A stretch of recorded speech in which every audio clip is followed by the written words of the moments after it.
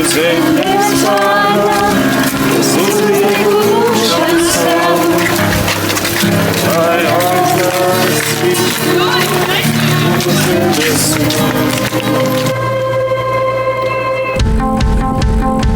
Augusts kā Latvijā, tā arī citur pasaulē ir svētceļojuma mēnesis, un Latvijā uz Zagloni dodās tūkstošiem svētceļnieku. Esmu pārliecināts, ka arī starp jums ir cilvēki, kas būtu vēlējušies doties svētceļojumā, bet kādu iemeslu pēc nav bijusi šāda iespēja. Mēs Radio Marija ēterā piedāvājam arī tev iespēju piedalīties svētceļojumā.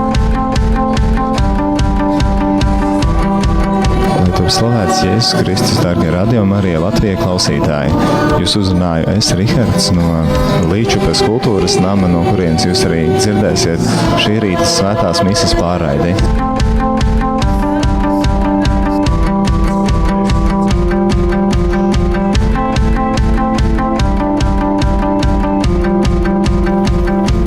Dievmāte ir īpaši tuva arī Karmelam, jo viss Karmels pieder Marijai.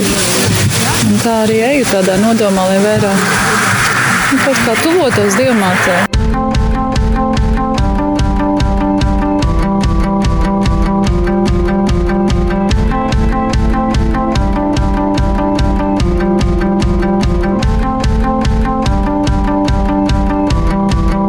Diana, vai tu varētu mums pateikt klausītājiem, cik tev ir gadi? 11. 11. Un šis tev ir kurš svētceļojums? 5. Esi sveicināta, Marija. Žēlastības pilnā, Kungs ir ar tevi.